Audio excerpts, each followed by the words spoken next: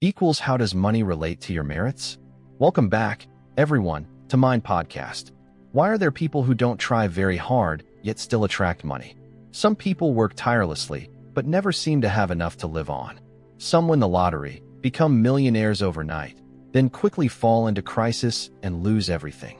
Others don't possess anything grand, yet still live feeling deeply fulfilled from within. Could money be a reward, a stroke of luck, a result, or perhaps a test? The story of money has never been merely material. In many cases, being able to keep money isn't determined by financial skills, but by the core of your merit that accompanies you. We will explore this together. But first, keep your mind calm, because what you are about to read might change how you view money forever. Part 1. Money doesn't come on its own. Merit is the foundation. Money comes according to merit, not desire. Many people believe that as long as one is intelligent, hardworking, and persistent, sooner or later success and wealth will follow. It's a common belief in modern society, where personal effort is glorified as the universal key to every door in life. Yet those same people, after many years of toil, are stuck in place. Some work from dawn till dusk, even juggling 3 jobs, but finances remain precarious, opportunities come and go, and life is locked in a mode of just enough but never secure.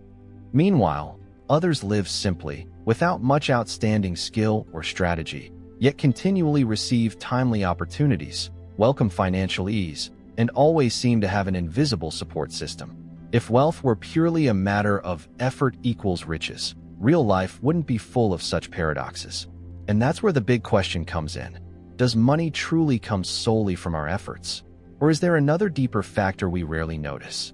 The answer, according to those who live mindfully past and present, is merit.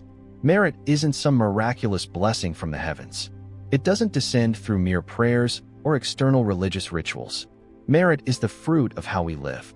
It forms silently through each kind thought, every correct choice, every selfless action, every act of help without expecting return. It doesn't radiate as a visible halo, but it forms an invisible foundation that supports a person throughout their life, in their work, and in receiving prosperity. In this big picture, money is no longer the end goal but the fruit, a tangible result arising from the cause, which is your merit. When merit is insufficient, money may come but then slip away. When merit has ripened, even before money arrives, your mind is already at peace. It's like a person who may not eat lavishly yet feels content, may not live in a mansion yet still feels warm, and may not hold billions but can sleep soundly at night. That's a sign of someone with genuine merit as their foundation. In real life, we often see those who win the lottery jackpot and suddenly have billions overnight, yet most of them, within a few years, return to having nothing, sometimes in worse shape than before: debt, addiction, divorce, depression.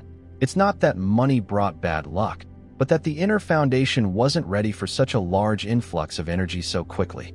The mind wasn't stable, character wasn't mature, lifestyle wasn't clean, so there was nowhere for merit to reside.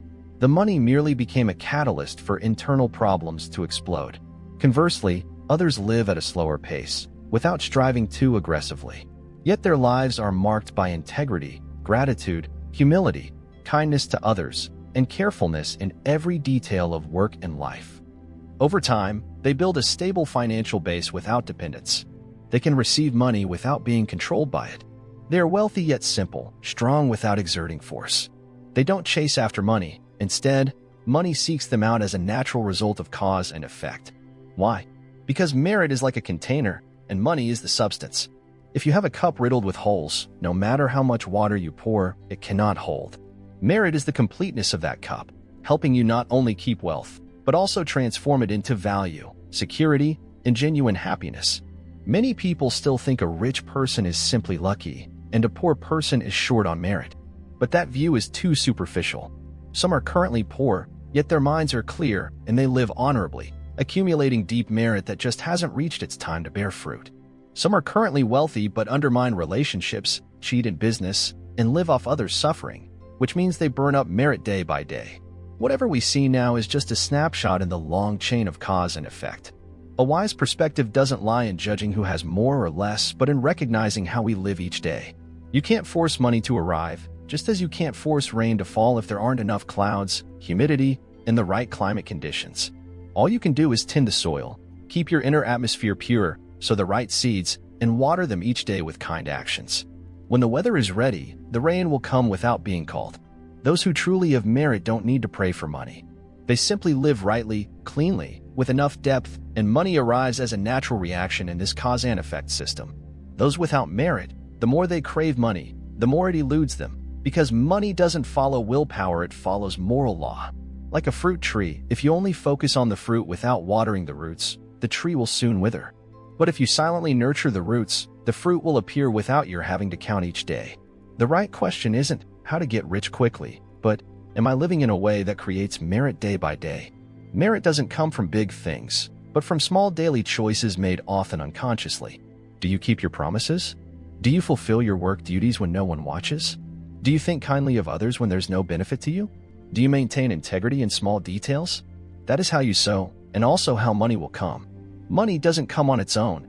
It finds its way to a container that is big enough, clean enough, and enduring enough. That container is your merit, nurtured by your way of living today. When money exceeds your merit, downfall happens. There's something strange about money. It brings opportunities and convenience, but also serves as a test of each person's inner depth. Not everyone who has money can keep it, nor does everyone who grows rich become happier. Often, the moment money arrives is also when a person's life starts veering off balance. It's not that money is evil, it's that one's internal merit may not be robust enough to handle the weight of what's coming so swiftly. We live in an era that prizes speed. Success is lauded as a race, and money is the most enticing prize. Many dream of getting rich fast, investing big, making dramatic leaps, changing their lives within a few years. But very few ask themselves, am I sufficiently deep, stable, and meritorious to live calmly with that amount of money? Because if you aren't, then money isn't a reward. It's the hardest test you'll ever face. When an enormous rush of water pours into a shallow stream that hasn't been dug deep, the result isn't nourishment, but a broken bank. Similarly, if money comes when you haven't built a solid internal foundation, the outcome isn't prosperity but chaos, instability, and possibly ruin. Some get entangled in debt not because of failure, but because of greed. Others lose everything not for lack of ability, but because their ego blinds them. Money doesn't create darker traits. It only highlights what was already hidden within. When you have nothing, you may be mild, kind, and likable. But when you have more than others, more choices, more influence, your deepest ego can awaken. If you don't have strong merit to keep yourself grounded, you may easily lose the authenticity you once had, replaced by judgment, self-conceit, control, and an ever-growing need for showmanship. Sadly, many don't notice these changes happening inside them. They believe they're simply becoming more confident, decisive, mature. Yet what they call maturity might just be an ego inflated by a sense of superiority, while humility, gratitude, and integrity fade away. It's not uncommon to see those who were once shining symbols of success praised by society and revered in the media suddenly fall into crisis after just one mishap, a failed deal, a personal mistake, a small scandal blown out of proportion. However, their collapse didn't start with that event. It began with the silent consumption of merit over years, ever since they stopped nurturing their inner roots and let money lead them astray rather than enlighten them. Some artists once reached the pinnacle of fame, only to lose direction once the lights dimmed. Their celebrity came quickly and money flowed abundantly, but inside they were still children, never prepared to grow alongside the spotlight. When you stand too close to the glare of fame without being strong within, you don't shine, you risk getting burned. It's not that life is too harsh. It's that they weren't ready, lacking the calm center to journey far without getting lost. In Eastern tradition, this is called money arriving before merit ripens, like a young plant overloaded with chemical fertilizer, growing fast but hollow. From the outside it looks lush, but one strong gust can topple it more easily than a smaller tree whose roots have spread deep underground. The greatest danger of wealth isn't losing money, but believing you cannot lose it. When money creates the illusion of invincibility, it's easy to lose the caution necessary to self-correct. Then you enter a cycle of arrogance, mistake, collapse, slowly but inevitably. And when everything falls apart, you realize the money came too soon and you weren't ready. This downfall doesn't stem from a single cause. It's the accumulation of hundreds of actions that stray from the path of virtue, repeated daily. A moment of speaking without humility, a time you force someone else to suffer a loss, a habit of judging by appearances, or a decision made out of greed. Collectively, they form a distorted energy system resulting in what people call bad luck, broken destiny, or lost blessings. The wise do not crave money to come early. They hope to be mature, steadfast, and meritorious enough not to lose themselves when money comes. Because they understand that money doesn't define your worth. Real strength is shaped by the way you maintain your principles while living in this world. Money is just a tool. For those with merit, it's a vehicle to help others, help the world, and help themselves grow. For those without a foundation, it can become the catalyst for chaos, deviating from their true nature and sliding deeper into illusions of invincibility. If you are wishing for money to come fast, pause and ask, am I ready to remain kind, upright, and peaceful if I become wealthy tomorrow? If your answer is no, then what you need isn't a quick path to riches but time to grow your roots, clarify your mind, and heal those dark corners you've neglected for so long. If you already have money, be mindful and ask yourself, am I living in proportion to what I own? If the answer is not certain, that's a sign to adjust your behavior, character, and the energy environment around you. Because ultimately, money is a guest. It won't stay in a house that isn't kept clean. Merit is the host. When the host is strong, the guest stays longer. When the host is absent, the guest will leave, and it may well bring chaos on its way out. How merit influences money, Part 2. Merit, the kind of asset you can't buy with money. So what is merit, and how can money affect it in everyday life? We often label merit for good fortunes that come our way, an unexpected opportunity, a narrow escape, a fateful meeting with a benefactor, or a success exceeding all expectations. People quickly exclaim, that person has merit. But if you probe deeper, what is merit? Where does it come from? Can we create it ourselves? Most people struggle to give a direct answer. Many still assume merit is a random gift from some invisible force. If you have it, you have it. If you don't, you can't do anything about it. This notion leads many to live passively or assume good luck is inherent and needs no active nurturing. In reality, merit doesn't come from somewhere else. It isn't a gift, nor is it some divine selective favor. Merit is a kind of invisible power, accumulated bit by bit, from how you live every single day through your thoughts, words, actions, and the choices you make even when no one is watching. You don't need to do anything heroic to gain merit. Simply live kindly, keep your integrity, help others without calculation, and maintain a bright mind even in challenging circumstances. You're already nurturing a deeply positive source of energy within. If life is like a flowing stream, merit is the underground current that supports your boat through unexpected bends and hidden whirlpools. When your merit is sufficient, you don't need to strain so hard for help. Someone will appear. You don't need to compete ruthlessly. Opportunities will come, and good things usually happen just when you need them. That's not because you're luckier than others, but because you have been sowing the right seeds for a long enough time, and now the good fruit appears at the right moment. Merit is like spiritual immunity.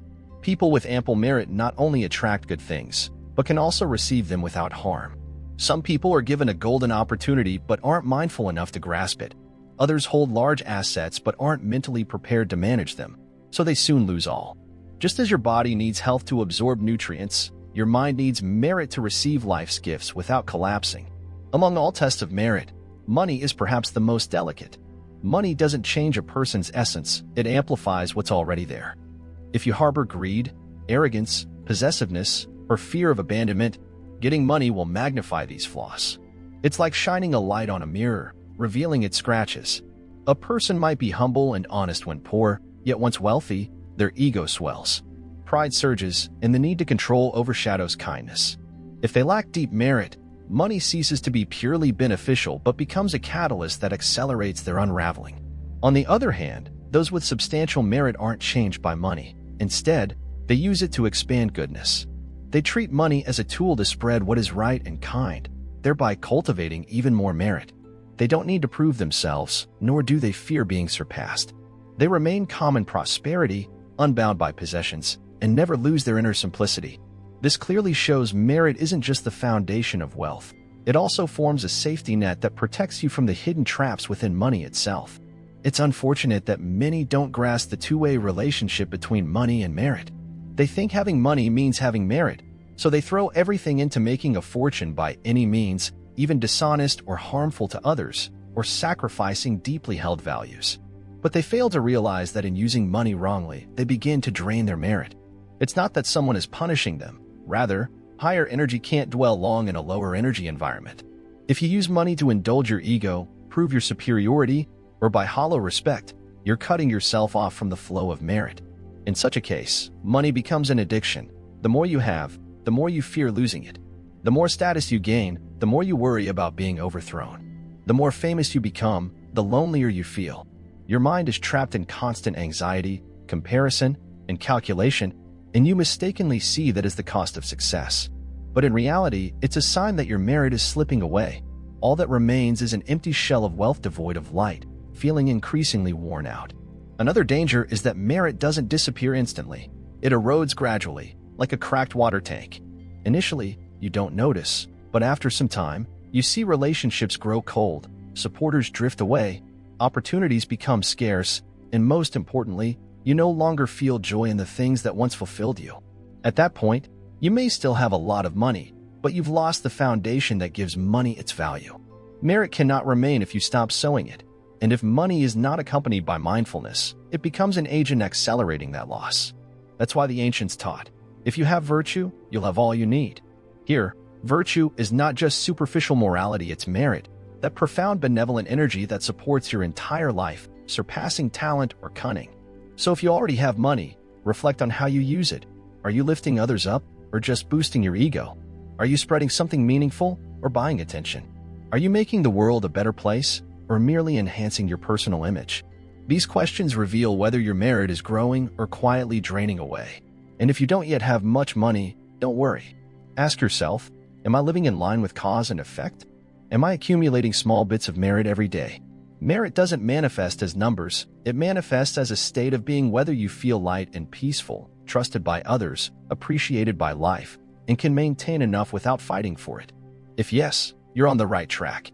Money is the test of merit, not the proof of it. And merit is the only thing that, once you accumulate enough, will naturally draw every blessing you wish for, money included. When money feeds your ego, merit begins to withdraw. When someone is nothing, they often live simply, courteously, and considerately toward others.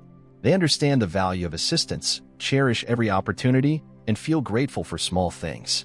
But once money comes, assets grow, and status rises, a slow and silent shift starts. The ego, which had been dormant, awakens.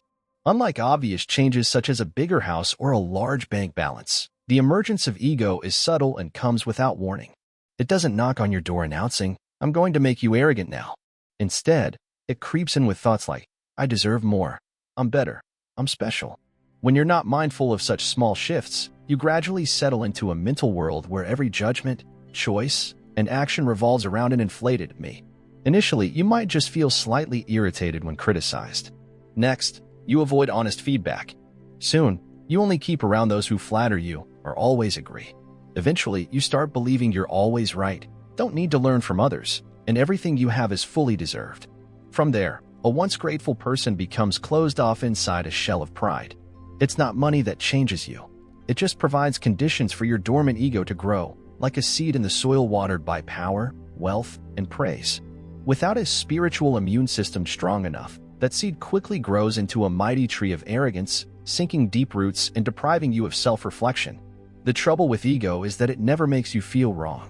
It convinces you that you are correct. It doesn't tell you you should treat others badly, it makes you think they're unworthy. It doesn't forbid learning. It makes you believe, "I'm better than my teacher." Gradually, merit ebbs away because you no longer live from kindness and sincerity, but from a place of inflated self-importance, criticism, and denial of truth. A key sign of a growing ego is inner unrest. You may still have a lot of money, yet feel something is missing. You may be admired, yet fear someone else surpassing you. You may have many followers, yet truly trust no one. It's a state of being rich but isolated, in which you only hear your own voice and no one dares speak the truth to you. Some justify, "I'm successful, so I have the right to be confident." That may be true, but the line between confidence and arrogance is perilously thin, and it breaks the moment you can no longer listen. Many have plummeted from the heights not because of lack of talent, but because they lost the gentle depth of the soul. They let success obscure humility, leaving no room for merit to remain. In the classic work Liao Fan's 4 Lessons, there's a subtle point. After Lu Fan changes his way of living, accumulating virtue, performing good deeds, and altering his destiny, he stays humble. He understands that good fortune results not only from external charitable acts, but also from shrinking the ego inside. The more you learn to stand behind the scenes, remain humble, and avoid showing off, the more solid your fortune becomes. Conversely, the more you manifest ego, demand recognition, or crave superiority, the more precarious your situation. Money exposes your true nature, and that's when merit slowly drifts away, often without you noticing. In modern life, the ego hides behind countless symbols: branding, social position, praise on social media, the number of assets, and widespread connections. Yet if you look closely, you'll see, the more you need to show off, the greater your fear of losing. The bigger the ego you maintain, the less space for cultivating a solid inner self. That explains why those who seem wildly successful can suddenly collapse after a seemingly small event, because they were never truly strong. Their outer inflated image overshadowed a hollow interior. When the wind blows, they have no root to hold on to. Merit can't stay in a heart full of conceit. It needs the space of mindfulness, humility, and self-examination. So whenever you feel yourself thinking, "I'm better than others," pause. When someone else succeeds and it irritates you, look inward. When you can't handle honest opinions, be cautious. You might be locking yourself inside a room of ego. To keep merit alive, there's no need for pleading. Just maintain a heart that continues learning, a mind that doesn't need to prove, and an inner strength to remain true without requiring external admiration. Then, when money comes as a natural reward, it won't make you arrogant, because you know you're not the center of the universe, just someone learning day by day how to live right. Ego is always knocking, but merit only dwells where there's mindfulness. If you must choose between inflating your ego or keeping your merit, choose to shrink a bit, soften. Be more humble, because sometimes a step back inside yourself is the biggest leap forward in life. Part 3. Live right. Merit grows, money comes naturally.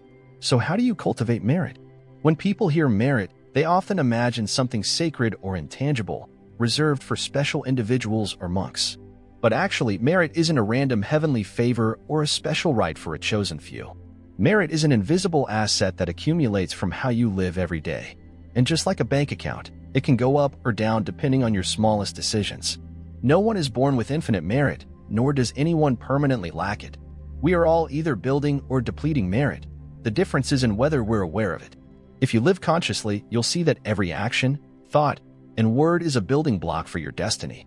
Merit isn't gained from reciting sutras or empty prayers.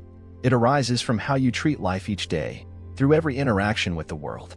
In Eastern philosophy, people talk about 3 channels for cultivating merit: body, speech, and mind. Not abstract concepts, but 3 very practical areas where you can transform yourself. If you sow rightly in all 3, you'll be amazed at how your life becomes more fluid, gentle, and deeply meaningful. It's not luck, it's merit ripening in fertile ground. 1. The body. Cultivate merit through concrete actions. Action is the most visible layer and the easiest place to start. Cultivating merit through the body means acting from the right intention, not due to compulsion, not out of competitiveness, not for show. Help someone when they need it, even if no one notices. Keep your promises even when others forget. Complete your work responsibly even if no one praises you. Every one of these is a seed of merit being planted. Someone who works carefully, keeps their word, doesn't discriminate among customers, doesn't convert communal property for personal use, doesn't shift blame when mistakes happen. Such a person creates an aura of trust around themselves. People with inherent merit rarely need to fight for opportunities, because the energy of their trustworthiness will bring opportunities. They often narrowly avoid misfortune, encounter kind people in difficult times, and manage stability amidst turmoil. Not because of sheer luck, but because they've been quietly kind all along. 2. Speech. Cultivate merit through words. Speech may seem light as the wind, yet it's often a main cause of building or breaking merit. One word can save a person or push them into despair. A timely encouragement can be light in the dark. A malicious, judgmental, or insulting remark, even unintentional, can inflict a wound that never fully heals. Cultivating merit through speech means choosing to speak truthfully, beneficially, and kindly. You don't use words to vent anger, create division, deceive to evade responsibility, or joke at the expense of someone's pain. Those who speak to heal, to uplift, and to spark trust are sowing profound, enduring merit. Someone who doesn't speak ill of others, doesn't spread negativity, and doesn't verbally hurt people inadvertently creates positive relationships around them. They're well-liked, often receive help, and can always find support. Their energy doesn't cause distrust, it puts people at ease. 3. The mind. Cultivate merit through clean intentions. This is the deepest layer, imperceptible, but the most decisive. You can do good deeds and say fine words, yet if your heart is filled with envy, calculation, anger, or contempt, then no merit accrues. It may even drain. Your intention is the root of all karma. A malicious mind eventually leads to malicious acts, regardless of previous good deeds. Cultivating merit in your thoughts means living with genuine sincerity. You sincerely celebrate others' successes rather than harbor jealousy. You sympathize with someone's pain even if you can't help. You don't live to outdo others. You don't secretly hope someone fails just so you can shine. Those with a clear mind often have bright eyes, a calm presence, and a quiet inner peace that radiates outward. They may not be materially rich, but they exude rich, benevolent energy. That is the firmest, most enduring kind of merit. These 3 levels, body, speech, and mind, are inseparable. Some do good deeds but curse readily, belittling with words, so their speech undoes their merit. Others speak well and do good work but harbor secret rivalries, so their thoughts sabotage the entire system. Only when these 3 levels align does merit steadily and deeply accumulate. People who live this way don't need to stand out, but their presence naturally feels reassuring. They don't push, they don't shout, they don't demand. Yet they always arrive at the right time, in the right place, for the right person. That's a sign that their merit is at work. They don't need to crave anything, because life brings them what they need, exactly when they need it. Cultivating merit isn't something grandiose, it's in your daily choices when no one sees, in whether you choose to help rather than ignore. Keep your word even when forgotten by others. Refrain from uttering wounding words. Silently wish others well, without seeking gratitude. All these little acts add up to a sturdy foundation that carries you through life's toughest phases. Merit can't be bought, but it can always be sown. And once you sow enough, the right way, in the right place, you won't have to chase money. Money will find you, drawn to the good environment. That environment is your mind, if it's bright, clean, and deep enough. Which actions cut off merit so that money disappears invisibly? We often think we only have to be careful about merit once we're rich. But the truth is, losing merit doesn't wait until after you become wealthy. It can start much earlier, when you have nothing, and that's more dangerous because without visible consequences, you remain unaware. People only worry about losing money, rarely realizing they could be losing merit bit by bit, in daily minor actions without noticing. Then one day, everything feels heavier. Work stalls, thoughts cloud, relatives quarrel. There's no major crisis, but life grows muddled and troublesome. Many blame bad luck, yet it may be the result of ongoing invisible merit erosion caused by actions deemed too small to matter. We assume only major wrongdoing saps merit. In fact, merit rarely vanishes in a dramatic way.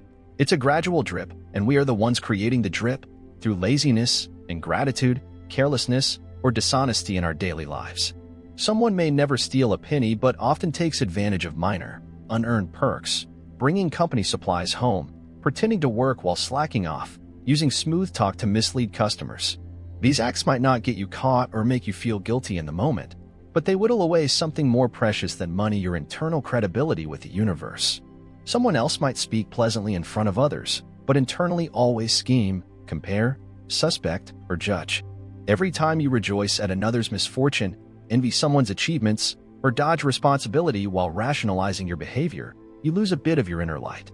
That light is the environment needed for merit to flourish. Even choosing negativity, complaining, playing the victim, seeing life as unfair can cause your merit to leak.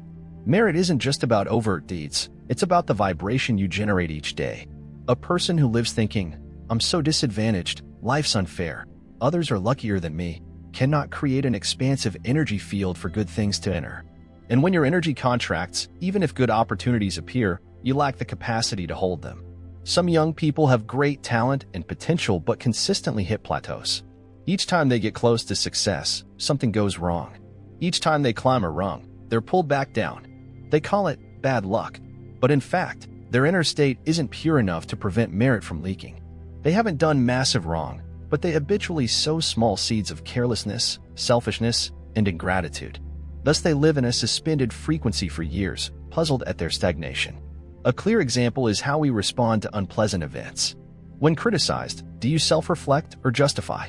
When you make a mistake, do you apologize or shift blame? When others outperform you, do you congratulate them or silently resent them? These daily choices, though small, determine whether your merit is strengthened or eroded, because merit arises not only from what you do, but also how you react to what you don't like. In Lu Pham Tu Huan, Zen Master Van Kok taught that to change one's destiny, one must first transform the mind. Even if you haven't achieved big deeds yet, by correcting wrongdoing at the level of thought, you have already started planting new seeds of merit.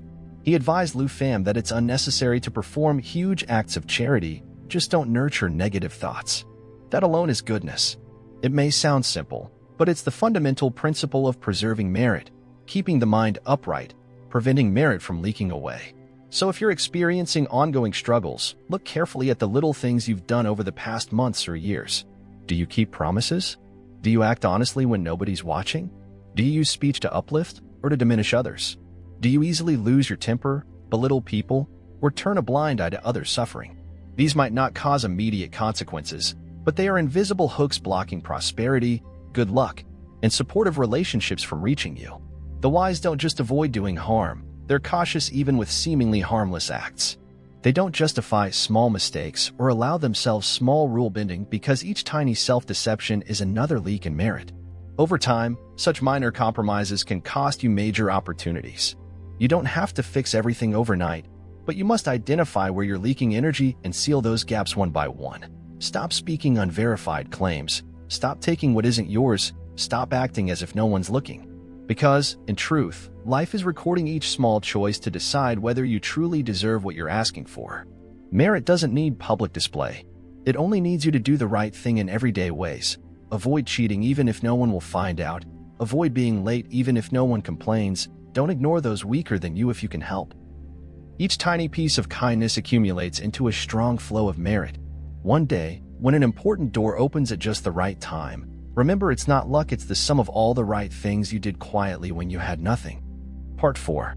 True wealth isn't in the amount of money. When your heart is wide enough, fortune arrives. There's a stark paradox in our modern world. Many people have everything others dream of: money, status, fame, yet still feel something is missing, a lingering worry, an endless hunger. Meanwhile, some live modestly without grand possessions yet remain calm, content, and profoundly happy. The sense of sufficiency doesn't come from how much you hold, but from the state of your mind as you face life. And when your mind is spacious, free from clinging, fear, or attachment, fortune finds its way to you naturally, like water flowing to lowlands, like seeds finding fertile ground. We've grown used to the idea that to attract wealth, we must act, hustle, follow trends, create buzz, personal branding, etc. But that's just the surface. True wealth doesn't stem from how much you pull in. It arises from whether you have the inner space to receive it without being overwhelmed or losing yourself. Achieving that doesn't require fancy strategies. It calls for practicing 3 very simple yet profound principles: contentment, gratitude, and sharing. Contentment. Contentment isn't resignation. It's a strong mental state where you're no longer controlled by endless desires. A contented person isn't shaken by others having more. They don't compare, chase, or force themselves to prove anything. They may still work diligently, but not because of a desperate need to surpass others. Rather, they value the work itself. In contentment, energy becomes gentle, bright, and naturally attractive. You don't need to persuade others to help. A contented, meritorious energy draws mentors, opportunities, and blessings on its own. Gratitude. Gratitude is the solid bedrock of sustainability. Someone who lives in gratitude sees that what they have, no matter how small, matters. They recognize the good in circumstances, in others, and in themselves. They don't blame others when things go wrong. They don't curse life in tough times. Gratitude is the ideal soil for merit, because in thanking life, you keep a resilient, optimistic mindset, not to deny reality, but to keep yourself internally strong amidst life's storms. Sharing. A grateful person naturally knows how to share. They don't give to get praise or recognition or to collect virtue points. They give because they feel complete inside. And in that fullness, they're unafraid of loss, not stingy or calculating. Selfless sharing is how you expand your heart and also how you broaden the channel for wealth to circle back around. Because the flow of merit only continues through open channels without blocking, holding, or selfishness. To practice contentment, gratitude, and sharing, there's one crucial element: a simple life. A simple life doesn't mean a lack of sophistication. It means consciously letting go of what isn't necessary, allowing the mind to remain light. Clinging to too many things crowds the mind, leaving less space for merit to dwell. A complicated life burdens the mind. Once burdened, fortune often gets stuck, entangled, or drained. A simple life doesn't imply rejecting all conveniences, but choosing those things that truly matter, that truly bring peace. It might mean keeping your home neat, a shorter work schedule but with deeper focus, not answering every call, not attending every social event. When you slow down, choose carefully, and maintain a sense of ease, your mind becomes ideal for welcoming good fortune to stay. Many people ask, how do I expand my mind? In reality, there's nothing complicated to do. You just need to let go. Let go of competing. Let go of the obsession for approval. Let go of the craving to surpass everyone.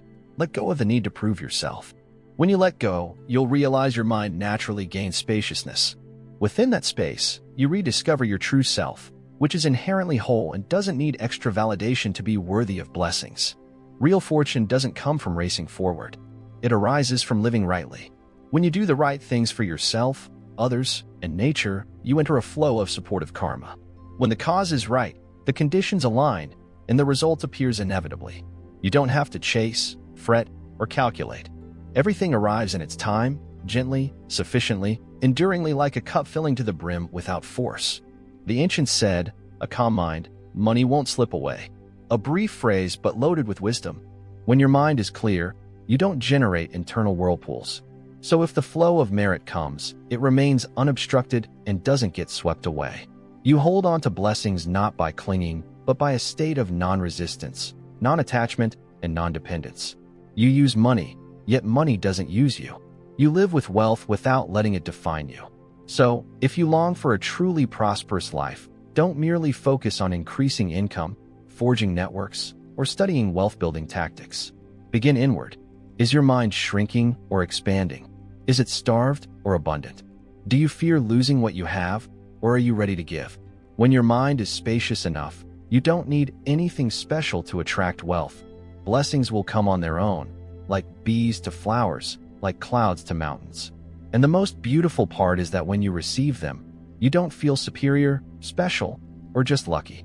You just know you've lived rightly, so everything happening is well-deserved. Truly wealthy people don't fear losing money. Today's society often measures wealth by numbers: account balances, property, revenue, profit, shares, investments.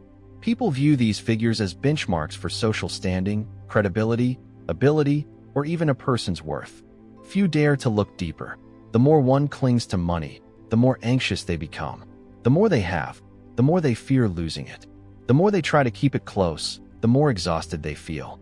And climbing the ladder often leaves people feeling hollow, lonely, and distant from their authentic self. Real wealth isn't about how much you possess, but the state you're in while possessing it. Some have little but live generously, peacefully, and never fear scarcity or loss. Others own a lot, yet live in apprehension, fear of market crashes, fraud, theft, betrayal by loved ones, or incompetent heirs. They're tense over every decision, lose sleep over minor financial fluctuations, and exist in perpetual defensive mode. So who is truly wealthy? The truly wealthy aren't those who've amassed the most, but those who aren't dictated by money. They may hold large assets, yet not let money define them. They respect money without idolizing it. Most importantly, they don't fear losing money because their core values don't rest on it, but on their inner strength, character, and cultivated merit. They see money as a normal part of life, a means for doing what's right, good, and valuable, but not as a crutch. They accept the possibility that money can vanish and don't deny it. Even if it all disappeared, they'd still have themselves a resilient identity that's not swayed by external ebbs and flows. Hence, the truly wealthy often display inner freedom. They work not out of fear of lack, but out of love for contribution. They help others not for applause, but because it feels naturally correct. They dress simply, drive a modest car, avoid flamboyance, and yet command a certain respect from those around them. Their wealth doesn't need to be shown, it's self-evident. On the other hand, many who own vast fortunes live in fear. They dread stock crashes, worry about being cheated, stolen from, or dethroned. They distrust friends, fear exposure, and suspect spouses. They can't sleep for worrying about each financial shift, convinced that's the price of success. But in truth, it's the sign that they're trapped, held captive by money rather than holding it. The truly wealthy don't collapse when money is lost. They might fail in a project, endure losses, or lose all assets in a major crisis. But they don't lose themselves because they never equated their worth with material possessions. They can rebuild not out of fantasy, but from the genuine power within. That power is fueled by merit, wisdom, and character forged over time. You can recognize truly wealthy people by how they treat money. They don't demonize it nor see it as everything. They use money as a tool, never letting it override their conscience. They may earn big, but never compromise moral principles for profit. They're willing to invest large sums, but know when to step away. They might spend generously without wasting resources to display status. Because of this balanced relationship, money flows consistently and stably without draining them internally. They aren't worried about tomorrow, not because they're sure of endless riches, but because they know that, whatever happens, they won't lose themselves. If you're anxious about money, maybe the question to ask is not, how can I earn more? But what am I really afraid of? Are you afraid of lack, or afraid of losing personal worth? Afraid of not meeting basic needs, or afraid of being outdone by others? And if you're racing to have more, pause and ask, what do I want more for? If I get it, can I remain at peace? Because being wealthy isn't holding on to every cent.